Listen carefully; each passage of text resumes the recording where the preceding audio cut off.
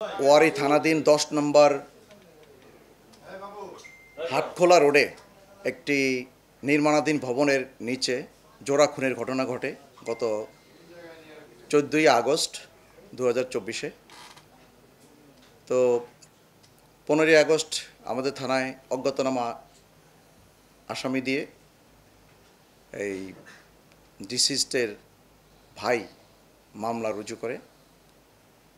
আমাদের এই মামলার উদ্ঘাটন করার জন্য আমাদের এসি ওয়ারী এবং ইন্সপেক্টর অফস ওয়ারী থানা নিরলস পরিশ্রম করে দীর্ঘদিন থেকে।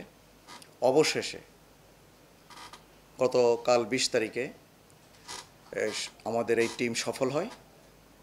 এই ঘটনার সাথে সম্পৃক্ত উক্ত ল্যান্ড ওনার অ্যাডভোকেট আকবর এবং তার ছেলে আসিফ সুলতান সিফাত এবং ছেলের বন্ধু আজহারুল ইসলাম খান রিয়ান, এই তিনজনকে অভিযান পরিচালনা করে সাভার থেকে গ্রেপ্তার করা হয়।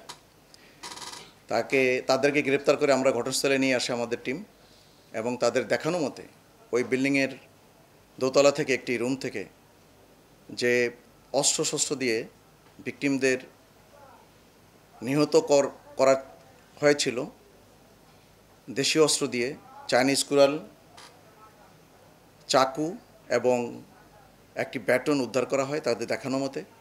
তো আমরা প্রথম থেকে এই ঘটনার পেছনে আমরা সবাই পরিশ্রম করছিলাম, কিন্তু ঘটনার কোনো কুলকিনারা পাচ্ছিলাম না। আমরা এই ঘটনাটি উদ্ধার করার জন্য সিসিটিভি ফুটেজ ওই বিল্ডিংয়ের এবং আমরা টেকনোলজির সুবিধা নিয়েছি এবং অবশেষে তাদেরকে সাভার থেকে গ্রেপ্তার করতে সক্ষম হয়েছি।